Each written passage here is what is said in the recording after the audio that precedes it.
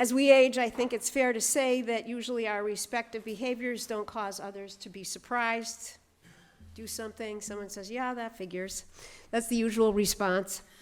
But when I told several people that I was in the Citizens Police Academy, they most often responded in shock. Really? Really? Really? But the explanation is simple. I volunteer once a month at the Maine Correctional Center in Windham, and I soon learned that a large part of what inmates were talking about was cop talk, referring to breathalyzer tests, things like that, and teetotalers don't know a lot about that. And also, I didn't have a clue as to a lot of what they were talking. What does that look like? How does it work? A lot of things I just didn't know. So when I thought about this course, I knew I wanted it. What was my most important learning? Let me say it like this. Years ago, my mother and I decided to take a course in Mandarin Chinese together.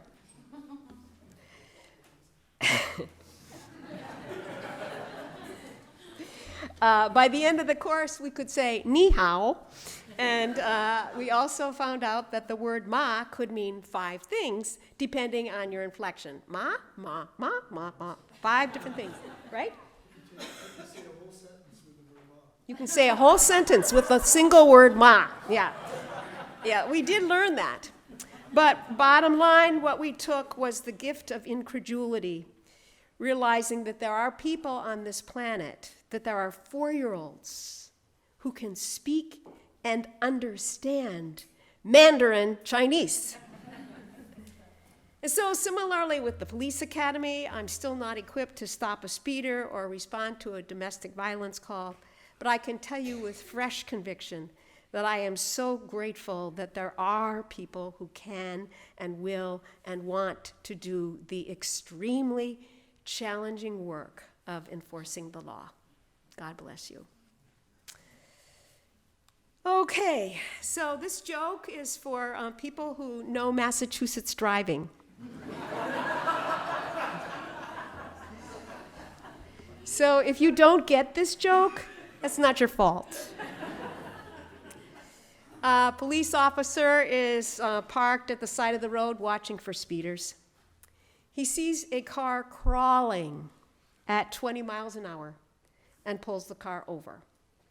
He gets out of the cruiser and sees that there are 5 elderly ladies in the car, white-eyed and white as sheets. Do you know why I stopped you? You were really slowing down traffic, and I want you to know that can be dangerous. Just as an aside, I actually also got stopped for driving too slowly once. It was on the New Jersey Turnpike, and so since then I've been working really hard to remedy that problem.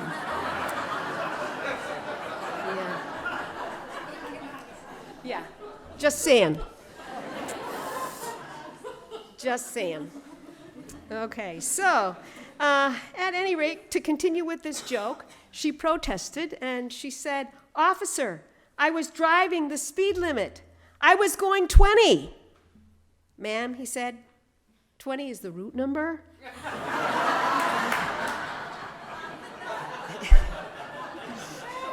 That's not the punchline. Somewhat embarrassed, she thanks him for the warning, and then he pokes his head in the car and he says, "But before I let you go, let me ask you something. Is everybody okay in this car? You all look kind of shaken up there." "Oh," she says, "they'll be okay in a minute. We just got off 128.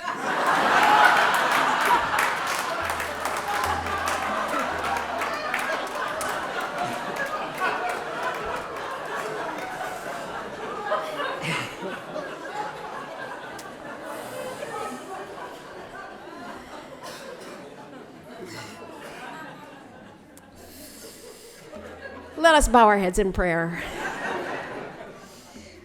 O Lord, let the words of my mouth and the meditations of our hearts be acceptable in thy sight.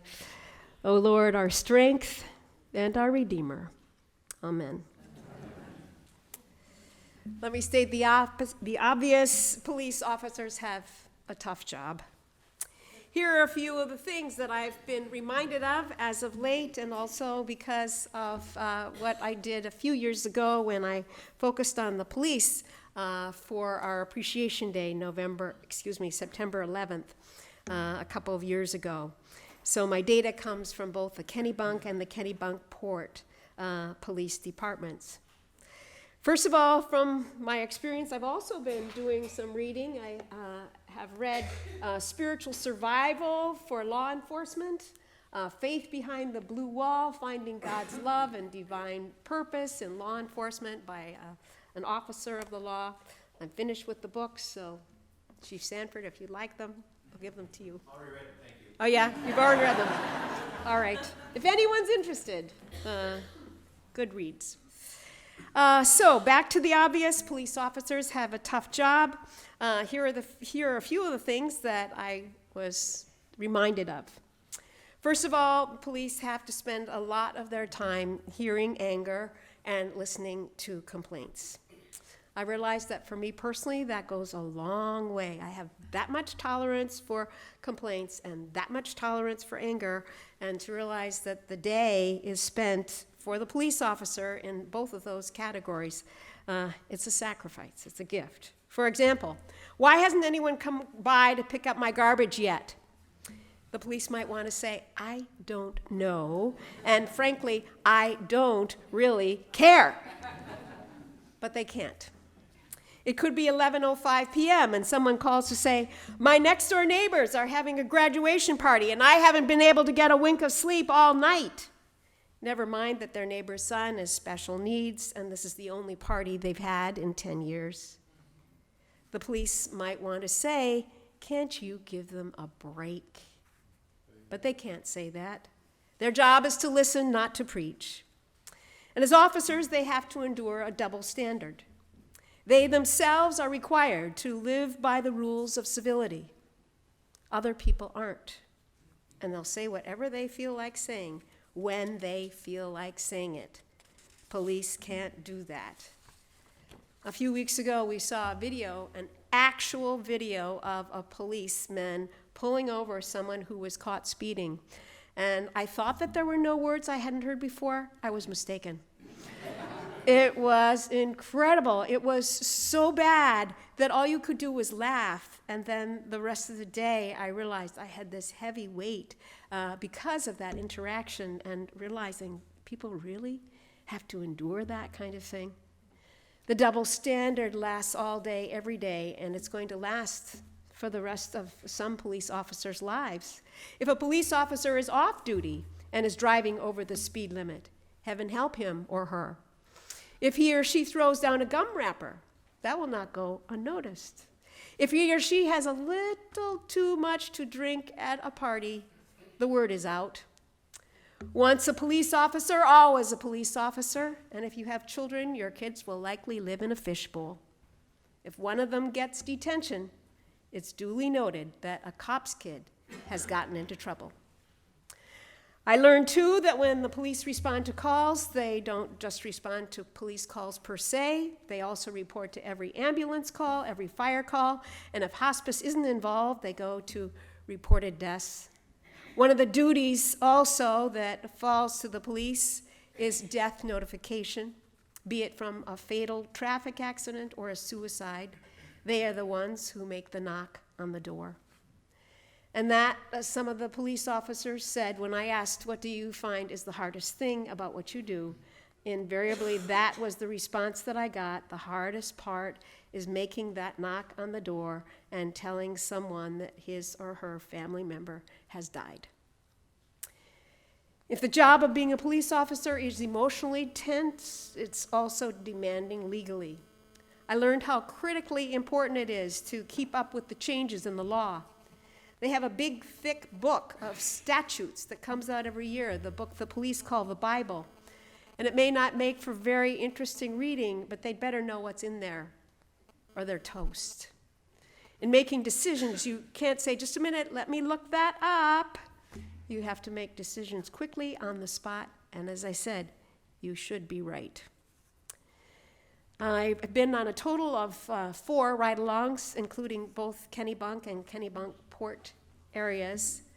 A few years ago, I signed on to do the midnight to 7 a.m. shift to see how that would go. I wanted to see how long I could stay awake. I made it until 1 a.m., at which point I asked him politely if he could please return me to my car. I learned that when the police ride around on that shift, they can't just cruise. They have to get out and walk the beach, and in the bitter cold of winter, they have to get out to check people's summer houses and make sure certain doors are locked. If it's 2 a.m. and they think that it would be nice to just pull over and catch a little bit of shut-eye, they can't do that. Dozing is never allowed. If it's 3 a.m. and they're watching for speeders and they catch someone who's DUI, driving under the influence, they can't just write down name, time, and offense. A DUI report, I understand, can average 4 to 5 pages long, and it can take as long as 3 hours to write. I heard that. If they think that due to their state of exhaustion, they can put off writing until later on in the day, forget it. That doesn't work because they can never count on idle time. Their job is stressful in that a lot of times it seems to be either really boring watching a lot of cars go by or observing kids at the high school walking back and forth to classes, not terribly exciting. But it can be a catastrophe, a child just hit by a car or a teenager who's committed suicide. You never know from one day to the next. They never know what to expect. What they do know is that regardless of the situation, they can't ever afford to let themselves get complacent. As far as stress goes, their job ranks right at the top next to air traffic controllers. They will see babies who have been slapped or shaken. They will see the elderly, both neglected and abused. And in the words of one of them, he said, "You will never cease to be amazed by all the bad stuff that goes on just when you think you've seen it all." That's because they are continually being asked, continually expected to put themselves in harm's way. Their job is to protect, even if it means risking their life in the process.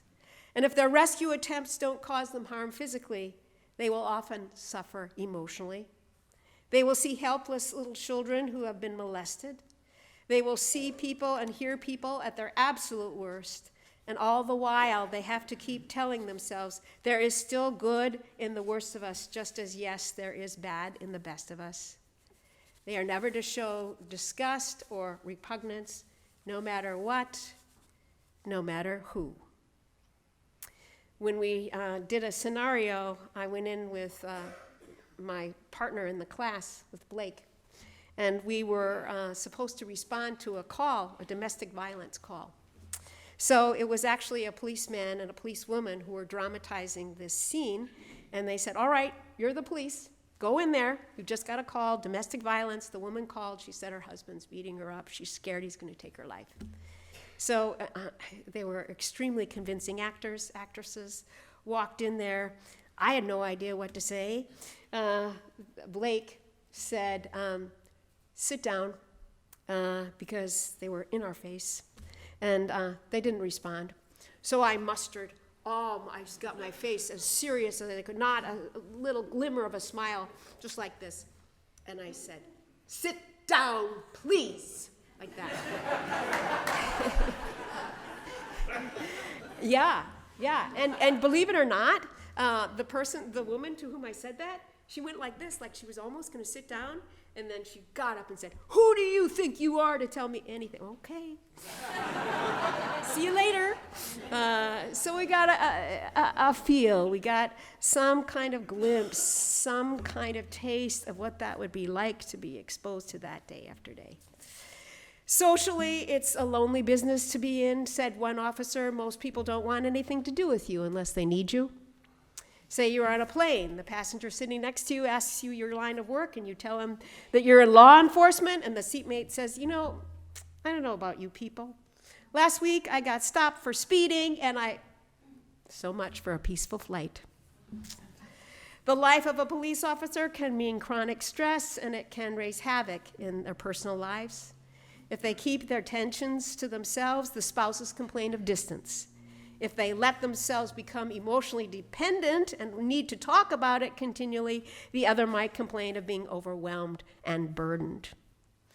This isn't a very good talk for people who are considering police work. I apologize, Chief Sanford. You won't want to call on me for in recruiting efforts.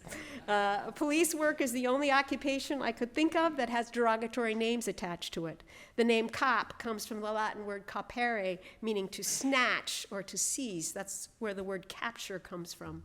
The name fuzz is criminal slang, which means soft or incompetent or ineffectual. Fuzz. You've probably heard other names, such as the price that is paid for anybody who dares to be a standard bearer for anyone else. So why? Why would anyone choose to be a police officer? Why would anyone choose to give their lives to seeking justice? Here are some of the answers I heard. Because I want the last question on people's minds to be, am I safe? If people are afraid to go out and walk their dog at night, then I haven't done my job. Because I love living here, and I want other people to love living here too. Someone else said, because I like helping people, even if it's as minor as getting a bat out of someone's attic or as major as saving a life. Another person, because it allows me to stop bad things from happening. Because I can take care of the bad stuff that happens so that other people won't have to. Because I can protect people from unintentionally hurting someone else due to speeding, for example. And sometimes I can protect people from themselves. Someone recalled, I remember one time taking a guy to jail, and as he was being fitted for his orange suit, he turned to me and said, "Thank you, officer." Not that that kind of thing happens very often, but it's what it's all about. You might be amazed, as I was, to find how many police officers, despite everything, do love their job. I heard it 2 weeks ago. Someone said, "I look forward to coming to work every single day." Jesus said, "Blessed are the peacemakers, for they will be called children of God. Blessed are those who are persecuted for righteousness' sake, for theirs is the kingdom of heaven. Blessed are you when people revile you and persecute you and utter all kinds of evil against you falsely on my account." And then in the Beatitudes, you get to that last part that says, "Rejoice and be glad, for your reward is great in heaven." And my prayer, our prayer, is that for the police officers, their reward will somehow also be great on earth. For you have freely accepted undeserved suffering for the sake of another. Police officers have committed their lives to a cause greater than themselves, and in waging peace, they're following in the footsteps of Christ. And once they do that, then is when Christ's presence can fill their souls. That invincible spirit, his spirit, is what enables them to triumph over any hostility, over any persecution, and wonder of wonders, miracle of miracles, to know divine life in the midst of the mess. For justice, righteousness, and goodness can never, ever be defeated. God's truth will never be destroyed. God's love can never be extinguished. It will endure forever